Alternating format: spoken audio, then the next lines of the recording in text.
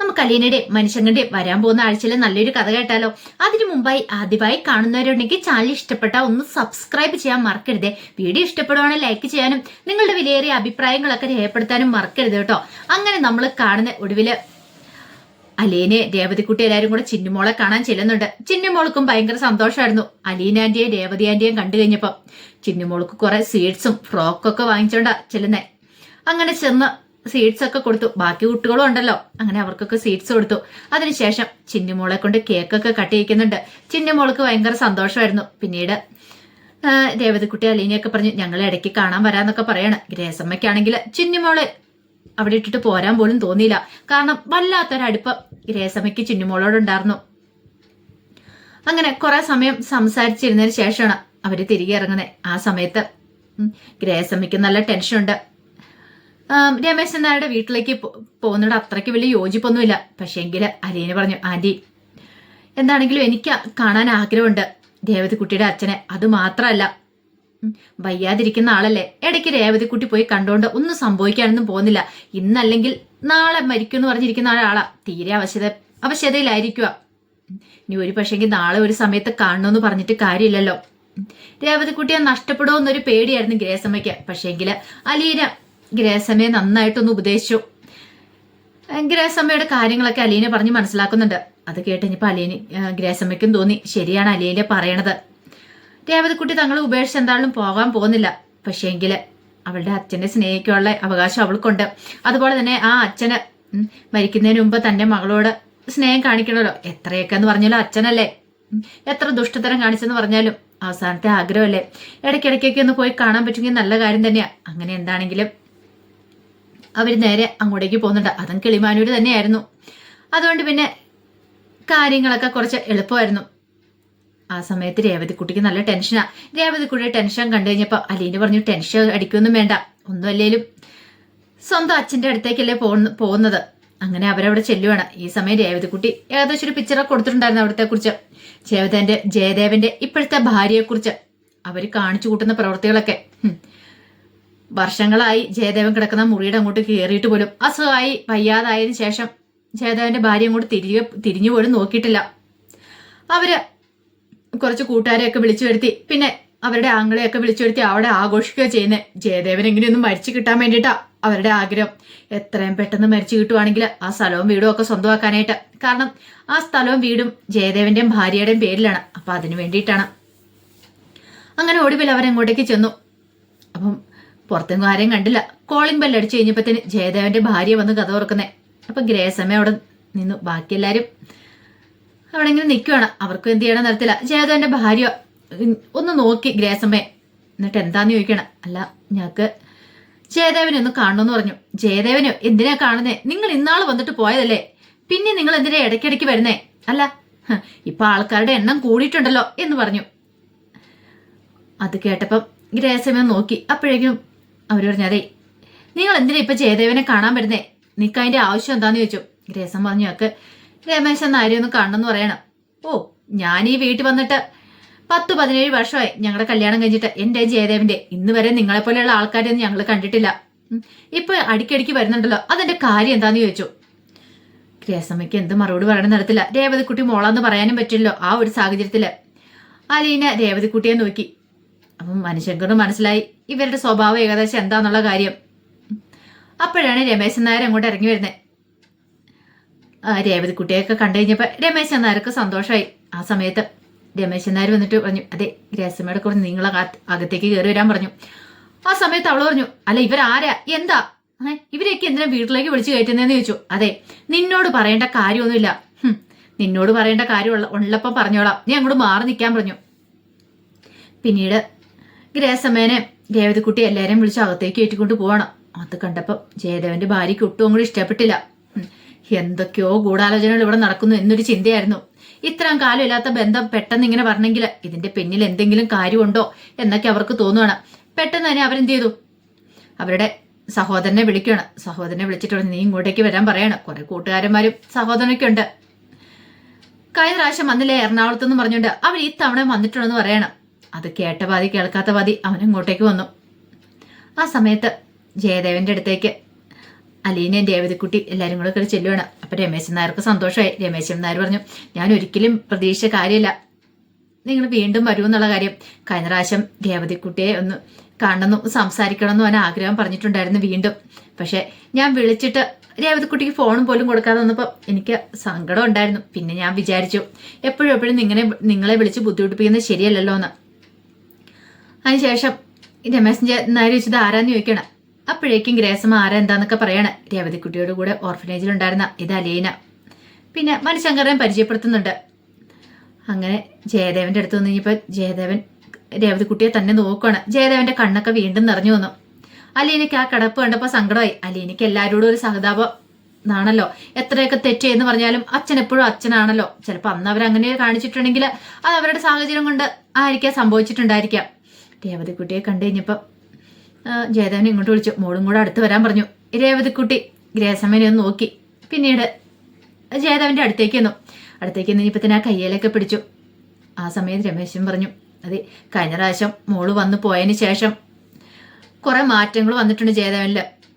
ഇങ്ങനെയൊന്നും ആയിരുന്നില്ല. അതെല്ലാം കേട്ട് കഴിഞ്ഞപ്പോൾ അലീനയ്ക്കും രേവതിക്കുട്ടിക്കും എല്ലാവർക്കും ഭയങ്കര സന്തോഷമായി. പിന്നീട് രമേശൻ നായർ പറഞ്ഞു, ഇതുവരായിട്ടൊന്നും കഴിച്ചിട്ടൊന്നുമില്ല. ആ സമയം അലീന രേവതിക്കുട്ടി പറഞ്ഞു, നീ ഒരു കാര്യം ചെയ്യുക, അച്ഛന് കഞ്ഞിയൊക്കെ കോരി കൊടുക്കാൻ പറയണ. രമേശൻ നായർ കഞ്ഞിയൊക്കെ കൊണ്ട് കൊടുത്തു. അങ്ങനെ രേവതിക്കുട്ടിയാണ് അന്ന് ആഹാരം കോരി കൊടുക്കുന്നത്. അത് കഴിച്ചുകൊണ്ടിരുന്ന് കഴിഞ്ഞപ്പോൾ ജയദേവന്റെ കണ്ണൊക്കെ നിറഞ്ഞു വന്നു.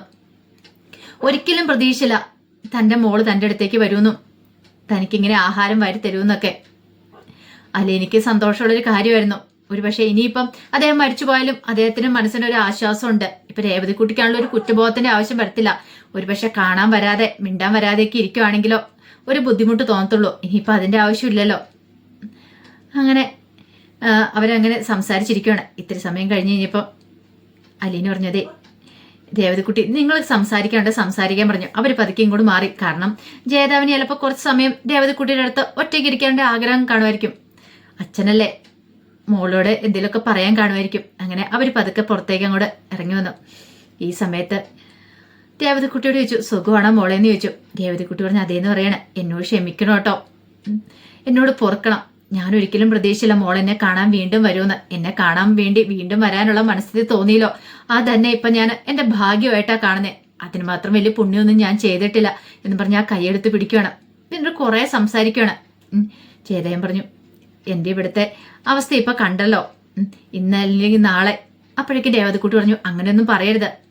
പെട്ടെന്ന് തന്നെ ജീവിതത്തിലേക്ക് മടങ്ങി വരാൻ വേണ്ടി ഞാൻ പ്രാർത്ഥിക്കാം. അച്ഛൻ ഉറപ്പായിട്ടും തിരികെ വരുമെന്ന് പറഞ്ഞു. ആ അച്ഛൻ എന്നുള്ള വിളി കേട്ട് കഴിഞ്ഞപ്പോ ജയദേവന്റെ കണ്ണൊക്കെ നിറഞ്ഞൊഴുകി. ആദ്യമായിട്ടാണ് ഇങ്ങനൊരു വിളി കേൾക്കുന്നേ. അതും സ്വന്തം മോള് വിളിക്കുന്നതാണ്. അപ്പൊ ഏതൊരച്ഛൻ ആദ്യമായിട്ട് കേൾക്കുന്ന വിളിയാണ്. അതും തന്റെ ചോര ഇങ്ങനെ വിളിക്കുമ്പോ, അതും മരിക്കാൻ പോകുന്ന ആ സമയത്ത് മരിക്കാൻ എന്ന് പറഞ്ഞിട്ട് ഇന്നല്ലെങ്കിൽ നാളെ മരണത്തെ കാത്തു കിടക്കുന്ന ഒരാളാ. അപ്പൊ അദ്ദേഹത്തിന്റെ മനസ്സിൽ എത്രമാത്രം സന്തോഷം ഉണ്ടാകുന്ന. അപ്പൊ അലീനയാണ് പറഞ്ഞത്, നിന്റെ അച്ഛനാണ്, നീ ആ രീതി വേണം പെരുമാറാൻ എന്നൊക്കെ. പിന്നീട് ഇച്ചരം കഴിഞ്ഞപ്പോ രേവതിക്കുട്ടി പറഞ്ഞു, അതെ വിഷമിക്കൊന്നും വേണ്ട. എനിക്ക് ഇടയ്ക്ക് വരാൻ പറ്റുന്ന സമയത്ത് ഞാൻ അങ്കിളിനെ ആന്റിയും കൂട്ടിക്കൊണ്ട് വന്നോളാന്നൊക്കെ പറഞ്ഞു. അച്ഛൻ വിഷമിക്കാതിരിക്കണം എന്നൊക്കെ പറഞ്ഞു. ഇതേസമയം രമേശൻ നായരും മണിശങ്കറും ഒക്കെ സംസാരിക്കണം. രമേശൻ നായർ പറഞ്ഞു, നിങ്ങൾ വന്നേ അവൾക്ക് ഒട്ടും ഇഷ്ടപ്പെട്ടിട്ടില്ല എന്ന് പറയണം ജയദേവന്റെ ഭാര്യയ്ക്ക്. അത് കേട്ടപ്പോ ഗ്രേസമ്മ പറഞ്ഞു, അല്ല അവരെന്തിനാ പേടിക്കണേന്ന് ചോദിച്ചു. പേടിയൊന്നും ഇല്ലാന്ന് പറഞ്ഞ. എങ്കിൽ പിന്നെ ഒരു കാര്യം ചെയ്യാം, അല്ല ഇനിയിപ്പൊ ആരാ വന്നേ എന്താ വന്നേന്നൊക്കെ ചോദിച്ചാൽ പറഞ്ഞാൽ മതി. ജയദേവന്റെ മോളാന്നും കൂടെ പറഞ്ഞാൽ പോരെ. അതോടെ എന്താണെങ്കിലും അവർക്കൊരു വലിയ അടി തന്നെയായിരിക്കും കിട്ടാൻ പോകുന്നേ. രമേശൻ നായർ പറഞ്ഞ്, പറയാൻ അറിയത്തില്ലാത്തോണ്ടല്ല, അവൾക്ക് എങ്ങനെയെങ്കിലും എന്റെ മോനിന്ന് മരിച്ചു കിട്ടിയാൽ മാത്രം മതിയെന്നുള്ളൂ. പക്ഷെ എനിക്കങ്ങനെയല്ലോ. എത്ര തെറ്റ് ചെയ്തിട്ടുണ്ടെങ്കിലും മക്കള് തന്നെയല്ലേ എപ്പോഴും. ഇപ്പൊ അവന്റെ അവസ്ഥ കാണുമ്പോ എനിക്ക് എത്രമാത്രം സങ്കടമുണ്ടെന്നറിയോ. ഞാനിപ്പോ ജീവനോടെ ഉള്ളതുകൊണ്ട് അവനെ എനിക്കിങ്ങനെ നോക്കാൻ പറ്റുന്നുണ്ട്. പക്ഷെ എങ്കില് എനിക്ക് ആദ്യം എന്തെങ്കിലും സംഭവിച്ചു പോയിട്ടുണ്ടെങ്കിൽ എന്റെ മകന്റെ കാര്യം ഓർക്കുമ്പോ എനിക്ക് വിഷമാന്ന് പറഞ്ഞു.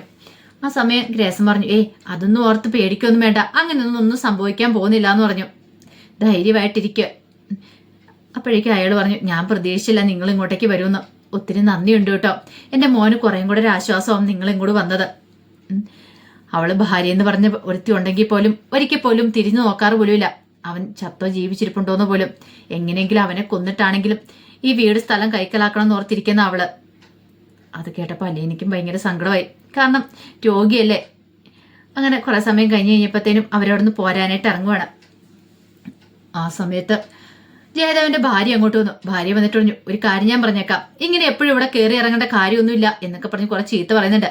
അപ്പോഴേക്ക് രമേശൻ നായർ പറഞ്ഞു, അത് ഞാൻ തീരുമാനിച്ചോളാം. എന്റെ മകൻ ഇപ്പോഴും ജീവനോടെ മുകളിലുണ്ട്, അവൻ മരിച്ചു പോയിട്ടൊന്നും ഇല്ലാന്ന് പറഞ്ഞു. അതുകൊണ്ട് നീ കൂടുതൽ ഇവിടെ കാര്യപ്രാപ്തി കാണിക്കേണ്ട കാര്യമൊന്നുമില്ല എന്നും പറഞ്ഞുകൊണ്ട് കുറെ ചീത്ത പറയണം രമേശൻ നായർ. പിന്നീട് ഗ്രേസമ്മയോട് ഒക്കെ പറഞ്ഞ് നിങ്ങൾ പോയിക്കൊള്ളാൻ പറയണം. അങ്ങനെ അവരവിടെ നിന്ന് ഇറങ്ങി.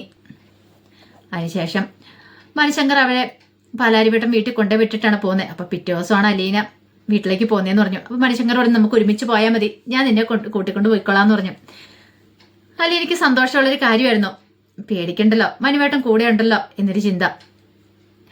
അങ്ങനെ അന്ന് വൈകുന്നേരം രാത്രിയായി കഴിഞ്ഞപ്പോഴത്തേനും രോഹിത്ത് വരുവാണ്. കൃഷ്ണമോളാണ് പോയി കഥ തുറക്കുന്നത്. കൊളുമ്പിലടിച്ച് കഴിഞ്ഞപ്പോൾ രോഹിത്താന്ന് മനസ്സിലായി കഴിഞ്ഞപ്പോഴത്തേനും കൃഷ്ണമോള് രോഹിത്തിനെ നോക്കി. രോഹിത്തിന്റെ മുഖമൊക്കെ കണ്ടു കഴിഞ്ഞപ്പോൾ എന്തോ ഒരു പന്തികേട് തോന്നി. അടുത്തേക്ക് വന്നപ്പോൾ നല്ല സ്മെല്ലുണ്ട്. അപ്പോഴേക്കും കൃഷ്ണമോള് ചോദിച്ചു, അല്ല രോഹിത്തേണ് മദ്യപിച്ചിട്ടുണ്ടോ എന്ന് ചോദിച്ചു. ഉണ്ടെങ്കിൽ നിനക്കെന്താന്ന് ഒരു ഒറ്റ ചോദ്യം. കൃഷ്ണമോൾ അമ്പരന്ന് പോയി. ഇത്രയ്ക്കൊന്നും പ്രതീക്ഷിച്ചിട്ടുണ്ടായിരുന്നില്ല. അച്ഛനെങ്ങാനും ഇത് അറിഞ്ഞു കഴിഞ്ഞിട്ടുണ്ടെങ്കിൽ. അപ്പോഴും കൃഷ്ണമോള് പറഞ്ഞു, അച്ഛൻ അറിഞ്ഞാ എന്താ സംഭവിക്കുന്ന അറിയാലോ, പോയി പറയടി, അത്രയ്ക്ക് നിനക്കത് കേടാണ്, നീ പോയി പറഞ്ഞിട്ടോ എന്നൊക്കെ പറഞ്ഞിട്ട് കുറെ ദേഷ്യപ്പെടുന്നുണ്ട്. അതും പറഞ്ഞ് രോഹിത്ത് മുറിയിലേക്ക് പോയി. കൃഷ്ണമോളെ കാകപ്പാടെ വിഷമമായിപ്പോയി. അച്ഛനോട് പറഞ്ഞ അച്ഛന് സങ്കടവും. പിന്നെ അലീന ചേച്ചി ഇവിടെ ഇല്ല, ആരോട് പറയണമെന്ന് അറിയത്തില്ല. സാരമില്ല, നോക്കാം, എല്ലാം അമ്മയുടെ കയ്യിലിരിപ്പോണ്ടാ. അമ്മ നേരെ ചൊവ്വെ നോക്കുമായിരുന്നെങ്കിൽ ഇപ്പൊ ഇതെങ്കിലും സംഭവിക്കില്ലായിരുന്നു എന്നൊക്കെ ഒരു ചിന്ത കൃഷ്ണമോളുടെ മനസ്സിലുണ്ടാകുന്നുണ്ട്. അങ്ങനെ അന്നത്തെ ഒരു ദിവസം കഴിഞ്ഞുപോയി. അങ്ങനെ പിറ്റേ ദിവസമായി കഴിഞ്ഞപ്പോൾ അലീനയും കുട്ടി മണിശങ്കർ കടപ്പാട്ട് വീട്ടിലേക്ക് വരുന്നുണ്ട്. ആ സമയത്ത് ബാലേന്ദ്രൻ കടയിലേക്ക് പോയി. കൃഷ്ണമോള് സ്കൂളിലേക്കും പോയിട്ടുണ്ടായിരുന്നു. രോഹിത്തും ഇല്ലായിരുന്നു, ബബിത മാത്രമേ വീട്ടിലുണ്ടായിരുന്നുള്ളൂ. പക്ഷെ ബബിത ഒരു പണി കാണിച്ചായിരുന്നു. വീട്ടിൽ ആളില്ലാത്ത സമയമല്ലേ, ആ സമയത്ത് അമലിനെ വിളിച്ച് വീട്ടിൽ കയറ്റിയിട്ടുണ്ടായിരുന്നു. ഇതൊന്നും പക്ഷെ അലീനയ്ക്ക് അറിയത്തുണ്ടായിരുന്നില്ല. മണിശങ്കർ അലീനെ അവിടെ കൊണ്ട് വിട്ടിട്ട് പോയി. അപ്പം മണിശങ്കറോട് അലീന പറഞ്ഞു, ബാ കയറി ഇരുന്നിട്ട് പോവാന്നൊക്കെ പറഞ്ഞു. പക്ഷെ എങ്കില് മണിശങ്കർ പറഞ്ഞു, വേണ്ട, സാരമില്ല എന്ന് പറയണ, ഞാൻ പിന്നെ വരാന്ന് പറഞ്ഞു. അങ്ങനെ മണിശങ്കർ പോയി. ആ സമയത്ത് വല്ലാത്തൊരു ടെൻഷനായിരുന്നു ബബിതയ്ക്ക്. കാരണം അലീന ആ സമയത്ത് വരുമെന്ന് ഒട്ടും പ്രതീക്ഷിച്ചില്ല. പിന്നീട് അവനോട് പറഞ്ഞു, അമലിനോട് പറഞ്ഞൊരു കാര്യം ചെയ്യുക, തൽക്കാലത്തേക്ക് നീ അവിടെ മാറി നിൽക്കുക, ഞാൻ പോയി കഥ തുറക്കട്ടെ, തുറന്നില്ല പ്രശ്നമാവെന്ന് പറയണം. അങ്ങനെ ബബിത വന്ന് കഥ തുറന്നു കഴിഞ്ഞപ്പോഴത്തേനും അലീന ചോദിച്ചു, അല്ല നീ ഇന്ന് കോളേജിൽ പോയില്ലേ എന്നൊക്കെ ചോദിക്കുകയാണ്. ആ സമയം ബബിത പറഞ്ഞു, അതെ, കോളേജിൽ പോവാതിരിക്കുക അതെന്റെ ഇഷ്ടം, നീ എന്നെ കൂടുതൽ പഠിപ്പിക്കാൻ വരണ്ട എന്നൊക്കെ പറഞ്ഞുകൊണ്ട് അലീനയോട് കുറെ ദേഷ്യപ്പെട്ടു. അലീന പിന്നെ കൂടുതലൊന്നും പറയാൻ പോയില്ല. എന്തേലും പറയാൻ പോയിട്ടും കാര്യമില്ലെന്ന് മനസ്സിലായി. അങ്ങനെ അകത്തേക്ക് കയറി.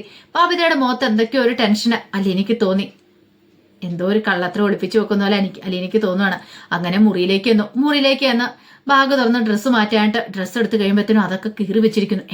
ഇതെന്താ ഇങ്ങനെ, ഒന്നും മനസ്സിലായില്ല. പെട്ടെന്ന് അലീന പുറത്തേക്ക് ഇറങ്ങിയിട്ട് ബബിതയോട് ചോദിച്ചു, അല്ല ബബിതെ, ഇവിടെ ആരെങ്കിലും വന്നോന്ന് ചോദിക്കുക. ആര് വന്നോന്ന്? അല്ല, എന്റെ മുറിയിൽ ചുരിദാറൊക്കെ കീറിയിരിക്കുന്നു. എനിക്കെങ്ങനെ അറിയാം, ഞാൻ ആരെയും കണ്ടില്ലെന്ന് പറയാണ്. അപ്പോഴേക്കും അലീനയ്ക്ക് ടെൻഷൻ, ഇനി പുറത്തുനിന്ന് ആരെങ്കിലും വന്നോ? അലീന പെട്ടെന്ന് എന്ത് ചെയ്തു, അവിടേക്ക് നോക്കാൻ ഓർത്തണം അങ്ങോട്ട് കയറി പോവാണ്. ബബിതയ്ക്ക് ഭയങ്കര ടെൻഷനായി. തേമ്മ പണി പാളുവോന്നൊരു ചിന്ത. അങ്ങനെ അലീന അങ്ങോട്ട് മുകളിലേക്കൊക്കെ കയറിപ്പോയി. ടെറസിന് അങ്ങോട്ട് കയറി പോവാണ്.